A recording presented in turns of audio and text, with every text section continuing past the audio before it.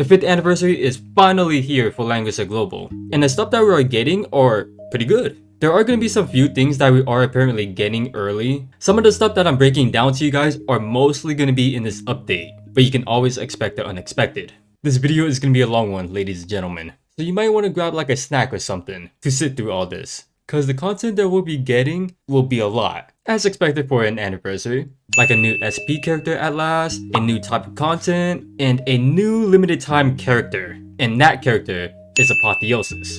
I'ma straight up tell you guys that he is a very good character, but you can skip him. We do have an official look at their kits along with the other characters, so let's take a look at them. Man, I love how this looks. So he will be a part of the Dark, Healers, and Mythical faction, while having the choice of being Demon or a Flyer class. His talent ignores class disadvantages and attack increases. After taking action, he heals and adds part of his attack to one other random stat that cannot be dispelled. After he deals damage, he has a chance to inflict Nightmare or Demoniac. Nightmare makes it so that you lose control for one turn, but in regular content, the enemy's damage is lowered by 30%. Demoniac turns that enemy into a demon class for one turn. The part that says that it makes them lose control basically turns them into an AI where the game plays for you. That fixed healing will be quite strong and will be someone that wants to be at 6 stars, especially in PvP. But I think for someone like Apotheosis, 5 stars is good enough. Also, Rozalia hard counters his gimmick. He has a unique 1C that has all enemies within 3 blocks, has a 30% chance to inflict Demoniac after taking action.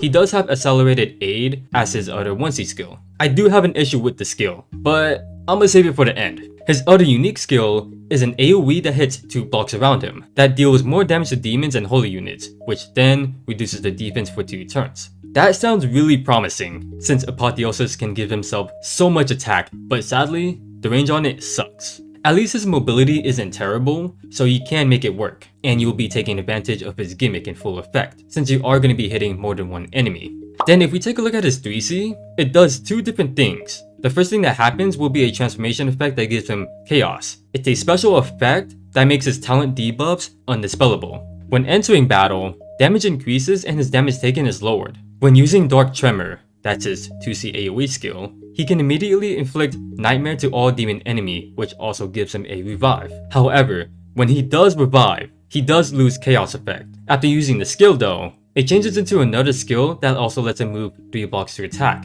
and the Chaos effect ignores immunity that cannot be dispelled, and buffs do not lose turn duration. His sprite also changes if you take a look at the left. This other skill that he gets has a passive where his attack gets further increased when fighting demon and holy units. Also, his unique 1C command effect gets doubled to 60%. This thing is a single target that converts 3 buffs into 3 random debuffs before battle, and another debuff that is basically reverse healing. So what that does is that healing received rather hurts them by 50% of the healing amount for 2 turns that cannot be dispelled if he kills with the skill. The cooldown is reduced by 2, and Nightmare or Demoniac is randomly inflicted to one enemy alive. When he loses the Chaos effect, then it gets replaced with his At Again skill. A 3C skill that unleashes Apotheosis' full potential that's also an At Again. His talent debuffs becomes undispellable. We already know that he'll be doing tons of damage, even capable of being tanky while also gaining a revive effect. You'll always be approaching using this skill, which then switches to another skill. The buff conversion is good, unless you're fighting, let's say, Rozalia.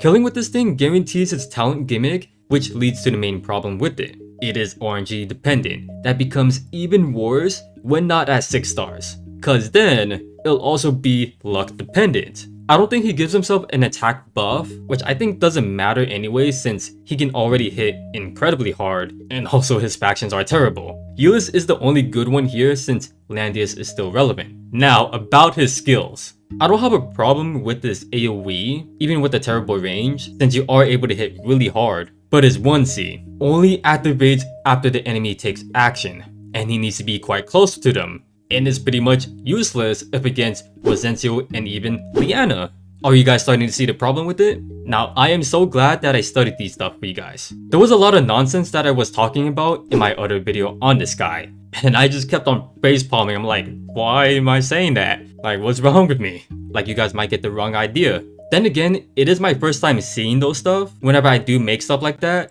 So yeah, I feel like it's a lot more forgiving. But let me tell you guys, in my opinion, why people think Apotheosis is not as crazy good as we expect him to be, and why he is even skippable. His gimmick. It revolves around changing opponents into demon and makes them lose control of their opponent's character. It is RNG based, and if not at 6 stars, it also depends on luck. It can be dispellable unless he's under his transformation effect. Another interesting part about that whole thing is that even if he applies it under his 3C effect, then if he loses it, that talent debuff is now dispellable. So let's put it simpler. He has the similar issue with Wetham, where the talent can easily be countered by healers. The demon class change would be a lot more exploitable if he had another reliable AoE, but he doesn't, so he can't make full use of the damage increase. So he's mainly technically a single target attacker. So yeah, he has to put some extra effort in order to really make full use of his gimmick. However, he is still an amazing character regardless of what we were hoping to expect. I feel like he's definitely a lot more better than Wetham in terms of survivability and damage wise, even capable of one-shotting Lightbringer.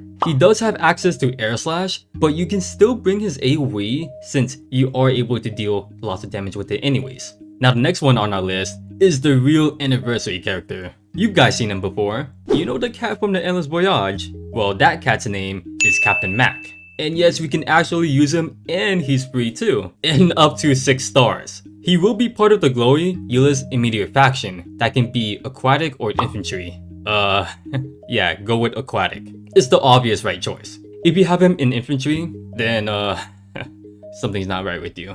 With this talent, his attack increases if there's an ally within 3 blocks. After taking action, he can apply route marker to a location that gives a command effect where allies within 2 blocks heals 15% HP. When non-flying allies pass through the terrain within 2 blocks of it, then they get to mitigate 1 block of mobility restriction for 1 turn that has a cooldown. So think of it as like gaining an extra mobility. That's what it means. He gets a huge chunk of attack with a spammy terrain that'll be useful for support, and you'll see more of that. His 1C is a command effect that gives a random buff to allies within range of the terrain. His 2C is an active skill that gives an attack and int buff for those in range for 4 turns. When in range of his terrain, you also get another buff where, if in water, you can move around it easily for 4 turns. All of it sounds amazing, but one thing to note is that in order to actually move freely in water, that character needs to be in water already. Only then, they can move around it pretty easily. Then finally, with this 3C, the passive increases defense in water. It's a single target that steals 2 buff before battle. After battle, he can teleport anywhere within 2 blocks near his route marker. If he kills an enemy, then the cooldown is reduced by 2. So obviously, his whole thing revolves around his special terrain, which you want to be very close to in order to receive all of its benefit. It won't be much of an issue since he can spam it very so often. However, that's if you like him mainly as a support. You can choose to make him an offensive character by using something like Paddle Surge and Air Slash. He has that. Just put Breeze on him. If you want to build him like that, then there you go. As a free character, Captain Mack is one of the better freebie that we've had in a long while, since he isn't just an attacker. The final character is one that I'm really excited to get, and that is SP Bernhardt. He no longer is an infantry unit anymore, but rather a dragon unit, which is what I like to see. Definitely didn't really expect it to be an SP character, since we haven't had a dragon unit in a very long while. So of course, he can ignore a skill cost limit. He still has the original talent that increases damage and defense. Also, enemies within 2 blocks have their attack and defense lowered, while also losing 1 buff after taking action. I think the defense part is one thing that's new, while the other 2 are obviously new. Remember that you do need his exclusive in order to actually get SP Bernhardt, and if you want to keep it on him, you definitely can, but in PvP, it'll be a lot better to give him a better armor so that he survives a lot more better. A new skill that he gets is a passive that can temporarily replace with either Sword Dance, Shield Bash, or his new one for 2 turns. When activating this, he gets Rupture for 2 turns that can't be dispelled, and is able to move 3 blocks to attack with no loss of turn duration. That new skill that he gets is a single target that attacks from 2 blocks with his soldiers. Before battle, he applies heal block for 2 turns. Then after battle, he inflicts Brand of Submission, a new type of debuff that has the enemy take fixed damage for 20% of their HP, and then is removed. But if they have teammates within 2 blocks of it, then it gets applied to them and then rinse and repeat. That cannot be dispelled. So unless you are immune to debuffs, you won't see it. It will be annoying for players that uses a turtle playstyle, unless they do position themselves well, but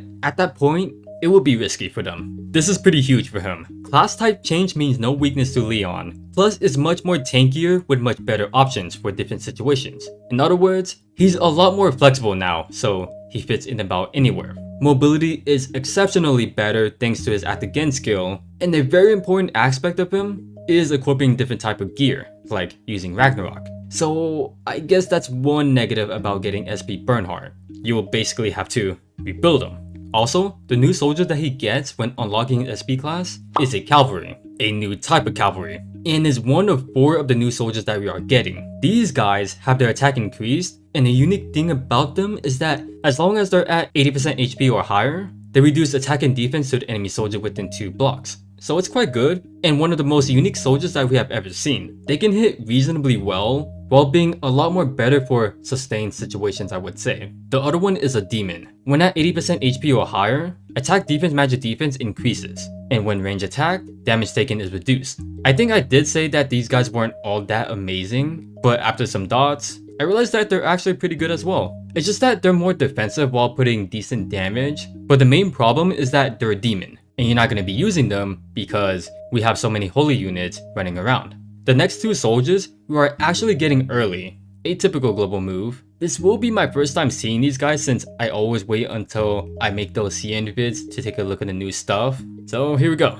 We got a necrotic soldier that has attack defense magic defense increase. When attacking enemies in water, they ignore 10% of their defense. But when in water, the effect above is doubled, and units attacked aren't affected by melee damage reduction. Wait, hold up. This is insanely good. I think they're already the best offensive aquatic soldiers that we have. So if someone like McLean can use them, that would be pretty crazy. And I really hope that Angelina has access to them. The next new one we're also getting early is an infantry that increases HP and attack. When fighting through a melee attack, they reflect 20% of damage, then heals a portion of max HP based off the reflection. Wow, that's pretty rare to just have increased HP in general. So they'll have good damage power while also being pretty scary, cause reflect damage is no joke. They also have shown a couple of the other soldiers they plan to release. I'm kind of hoping they're good, just like last year. 80 to like 90% of them were like really good. But yeah, so far the 4 that we went over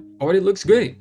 The exclusive we're getting are insane to look at. I'm telling you guys, long we're cooking hard with these ones. We got a helmet for Lightbringer. For each stack of her talent buff, the damage increases to a total of 10%. Each stack is 2%. That caps out to 5 stacks. After ending her turn, when she has 5 stacks of her talent buff, she heals an ally with the lowest HP. So this will increase her pseudo healing potential, and since she can stack those buffs pretty easily, it will be extremely beneficial.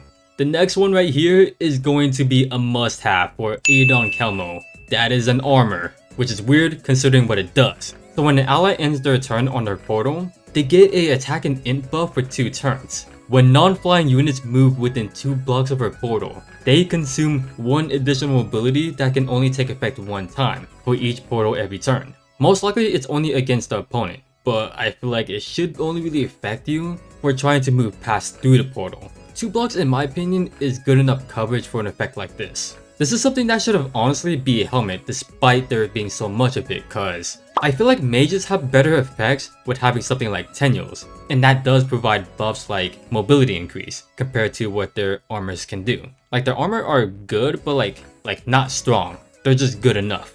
The casting skills in this batch are also not that bad. 2 of them are mostly convenient while the other 2 have a lot more impact, and that includes Rozalia. When in range of her sword terrain, when using a skill to damage an enemy, it gets randomly reduced by 1 in 3 turns. Very good in general, especially in some long fights like Ancient Beckoning to keep the high DPS rolling. The second is Archon. He gets a 10% attack increase. Why he even gets that much is beyond understanding when he has good stats anyways. When he kills with his 3C, the second part of it, reduces all skill cooldown by 1. I know it doesn't sound a lot, but he does have access to Tidal Surge, an Act Again skill that puts him in water. And most of the time, Archon usually kills someone with his 3C, and even lives due to being in water and has a revive effect. So he can quickly get back to what he always does when you consider the decent cooldown on his skill, which is 3. So give him like 1 more turn or something, and he'll be ready again. The last 2 I would say are more convenient than anything else. The third one for Ledin,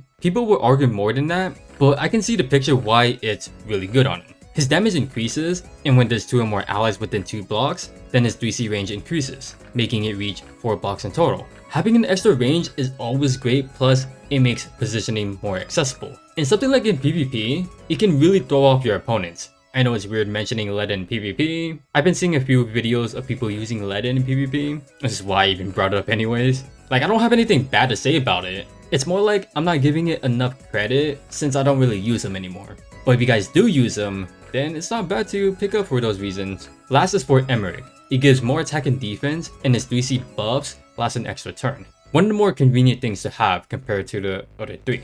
So with the banners we should be getting in this 5th anniversary, not only are we getting Apotheosis, we will also be getting Wetham and Awakener, who are limited time characters. They won't come back until something special happens. I'd really recommend getting Awakener only if you are able to unlock 3C skills, because with her 3C, she becomes flexible. In PvP, she's a huge threat due to her talent that can slow down opponents while dealing massive damage with her long range, and has a comeback factor that is practically like a revive effect. Both Wetham and Apotheosis have the same playstyle, but Apotheosis can adapt better in longer fights, with more damage, so he's going to be better than Wetham. Their banners will show up on the first day when you are able to summon, and will last until the end of the update. Some others I think you guys might be interested in is a raid up for Hilda, a rebirth faction buffer who is also a tank, and in my opinion, has a better damage mitigation provided for herself and her team. Her banner will appear on the 2nd week. Then on the 3rd week, will be a Destiny banner with Lightbringer, who is also a very good tank that can have a DPS role if you give her Gift of Eternal Life, so she provides heals, and can faction buff for holy teams. Also on that same 3rd week, there will be a custom banner that goes up to Sagani and this guy. There's also a custom banner as well, but I really recommend avoiding them because they're truly never worth it, and you still want to save for the future characters. As for the content we'll be having, oh boy, we got a bunch of them.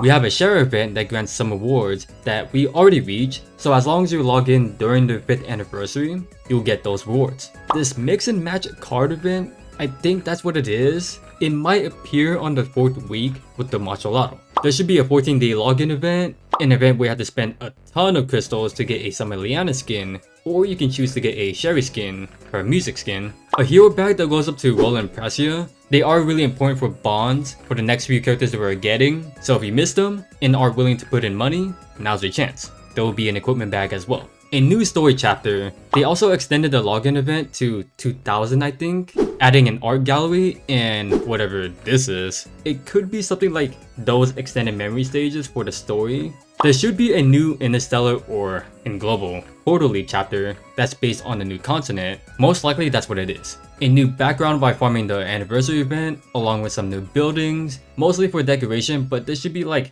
1 or 2 that are very important. I know one of them is for a bigger piece of content, but this kind of building right here, I'm not sure what it is. This is my first time seeing it, but it looks like that you can spend some crystals to get something that you missed out on for floating city related stuff like building that you missed or even the letter art. I mean, it's cool that they did that, but at this point when we already know how amazing the future characters will be having, it's not worth it. There'll be events that are going to be replayable if you go to the right section to take a look at them, even teasing some more characters that they would like to add from certain series, and a new crossover. They even showed us what the last component will look like, and the design looks pretty cool. I'm not sure if CN already got them yet, so I'm hoping they make it much more different than other components. I'm not sure how they're gonna do that, but I believe that they should go kinda big with this guy.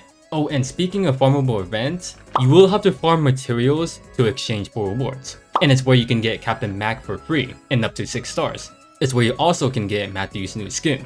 Then we should be having all Aniki stages unlocked with the casting stages. Gated Fate should be here and increase output rate for the floating city. They won't be available all at the same time though. Like the Gated Fate for example, is available to us right away for 2 weeks. Which is weird hearing that considering we recently had them. Most likely we will see them again because this is the 5th anniversary celebration, so they gotta go hard on it. Although the time period that I said the Gated Fate would be on could be a bit different for us. Like maybe a week later, or 2 weeks later, or maybe it truly is right away when the update drops. So what I'm about to tell you guys next will have an impact to character stats. It's technically nothing new, they just made it so that the casting level can go up to level 10, but it won't be that easy. you need a new type of casting material if you want to go past up to level 5. You can get them by doing its respective stage, but we'll be getting quite a bit of them from farming the event and from the login event. So yeah, they'll be handing them out to us like last time. There's only 3 types of these new materials that acts like tier 1, 2, and 3. How you should go about these though? I recommend upgrading your characters like SP Leon, Awakener, especially if you PvP. But if you got a favorite character, then knock yourself out. I know first thing that I'm gonna be doing is making my Angelina stronger. Since she is my favorite, you guys already know. And I'm gonna make this vague. I do have something special planned. It's something that I'm gonna be bringing back. I have talked about it once, so if you guys seen it and know about it, then you're in for a good treat for when that time comes. The last content we'll go over is the second dimensional expedition. We'll get this on the 4th week, the last week of the update. Now if you have already seen my last video, most of what I said there, I'll be repeating here. But there will be a few additional things I'll point out on this one. So inside this event, you can see that the map layout is about the same as No More DE, but with more additional stuff happening, like the bar above. Clicking on it takes you to a progression bar. You have to do a list of tasks to get rewards, such as clearing strongholds, obtaining supply box. There is a time limit for each one, and when its time's up, you'll be moving on to the next challenge. I know the number is ridiculously high, but people in your server will also take part in it. And this is the only thing that you'll be working on with other people. Everything else is entirely independent on your own. I know that already sounds stressful, but let me explain more. In the world map, you'll see like different types of strongholds. The blue flag means that you are currently occupying it to get materials, but first, you gotta clear the stage on it. The red enemies you are able to sweep under certain conditions, and the blue ones, you will have to play manually. After clearing them, you get the rewards, and if you clear all the stage, you can get the chest reward to the bottom right. The orange marker has you station characters under the right conditions, and what this is doing is increasing the total amount of materials that you can get. The green marker gives you materials, but the one that's like a box are shops, but you will need 2 types of currencies. You get them by doing battles, but the purple one, you can also get more of them by exchanging bond items, up to a certain limit. The purple marker are like challenge stages. The one with the stairs is like floor clearing. There's gonna be 4 of them that goes up to floor 10, and you will need a key to challenge each stage. However, the one in the middle goes to floor 60. It's the more challenging one cause it has like annoying stage gimmick, but if you do stuff like clear it in 2 turns, then you can skip the next 2 stages after this. But if you clear within 4 turns, then you skip the next one, and you will still get the rewards. If you don't meet those conditions, then you just basically go up to the next stage. Let's say floor 5, you move on to floor 6. And if you clear within 2 turns, from floor 5, you would go up to floor 8, because it skips stage 6 and stage 7. In the sort of top left corner, you will find missions even giving you keys. And then if we check out the bottom right, there will be a bag that holds your battle buffs, supplies, and keys. You can take a look at your character, changing stuff around them, similar to the customization for the casting stage. Also, your character's equips can be locked out if they're being commissioned, you know, with the orange marker. Your characters can only be used once per day if you use them for stages. But if you have supplies, it works the same way as normal DE. Use it on your characters and they can be used again. There's gonna be map events that comes around 3 times a day. They're pretty much daily missions, so you wanna do them every day if you don't wanna miss out on rewards and points. Then trust me, you really wanna do them, otherwise you will be behind. Then the one in the far right corner will lead you to the floating city. You have a city hall and a few other buildings that you need to build. Remember how I kept on saying materials? Yeah, they're right here at the top. They're gonna be used for buildings and to upgrade them. Now these buildings are very important if you want to ease your time with the battles. This tent takes you to a faction tree. The first layer that shows the icon for active skills buffs a few factions. The next couple of layers are for specific factions. There'll be certain characters that get specially upgraded. These characters aren't random though. If you pay attention and notice pattern, these characters are faction buffers. But the attacking skill, technically I would say, but aren't, since it's skills that those specific characters have. But they do have some cool effects though, like the Shadow Raid skill. If you upgrade it, then you attack directly to the enemy hero and it cools down. By the way, SP Sherry is still one of the best characters that you can use in this game mode, and she does have access to this, so she'll be sweeping a lot of those stages. There's also a soldier training ground, which I will say is something that you want to build first. By the way, to get the things that you need to actually upgrade them, you get them by clearing some stages. The next building is quite special, as it can also give battle bonuses. Inside it, you'll see a certain sword and broken fragments. Each piece provides certain buffs, like having an attack increase. However, if you have multiple of these, by equipping like certain ones, you can get combo effects that gives you like more range, ignore skill costs. You can equip multiple of these things, but based on how many buildings that you have. This type of building though. And to get these fragments, just clear certain stages. And then we got the city hall. When I mentioned points earlier, this is what I meant. You need them to upgrade the city hall to unlock new things. There are also rank points as well. They do have ranked rewards based on it, but the rewards that you get is based on how many that you have. So that's really well played on their part. The max points that you are able to get is almost 148,000 if you do everything. There's another one that's based on your server. I'm not sure entirely on how it works. We'll have to see though. If you want to know what that pink item is, if you go to your own floating city, there's going to be a building that you have to build, and it's where you can exchange them for rewards. Now the last thing that I want to include is this red marker that I never really got into. Reason being is because I don't think we're able to take a look at it because it was being tested in the CN server in Taiwan. It's PvP related that some players got to test by signing up to it. For us global players, I'm not certain if we'll get to do that, but pretty much they get something in the game mail saying that they can try out. Even though it sounds concerning because it's PvP, I can assure you it's really nothing special. What you do is pretty much auto AI, but kinda a bit more. So you beat the person's defense team and then you take their stronghold. And as long as you have it, you will accumulate points until someone comes in and beats you, then rinse and repeat. It also has a ranking system. Yeah, they made that a thing.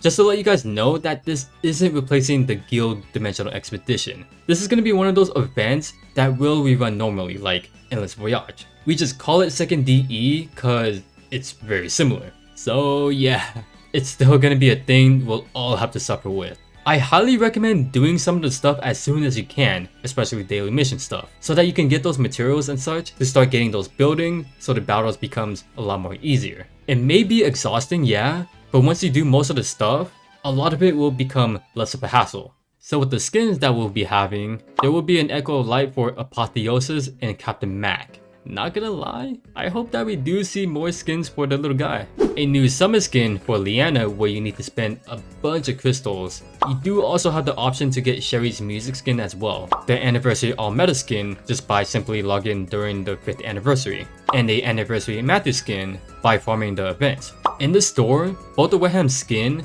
will have a rerun. And I think the summon skins too. They did show it off in the info tab, so it's safe to assume that we'll be getting them again. It was around this time that the CN server got the skin too, but I'm not 100% sure.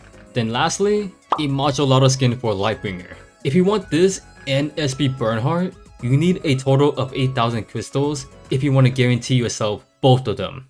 We have reached the end. As always with Global, there might be some stuff that we get earlier than anticipated, like with the soldier, but expect like 99% of these stuff to be here. I really did my best to show just about everything, especially the new DE. So let me know if I missed anything, cause I'm not always perfect. With that being said, I'm really excited for SP Bernhardt. I can't wait to do his showcase, and even Apotheosis too. I'll definitely be on top of that. But I really do hope that you guys found this video useful and enjoyable. This whole thing took a very long time to make, especially with the way how I like to edit my videos, and even studying and researching the characters as well, alongside the other stuff like the content. But I had a blast. I really did enjoy doing them if it meant helping you guys out. So if you feel like it, feel free to leave a like and subscribe if you want to see more. And I would love to see you guys' comments about how you guys feel about this 5th anniversary for Langrisser Global. Whether it's the new character, the new DE, I'm pretty curious. But yeah, thanks for watching. You fellow Z.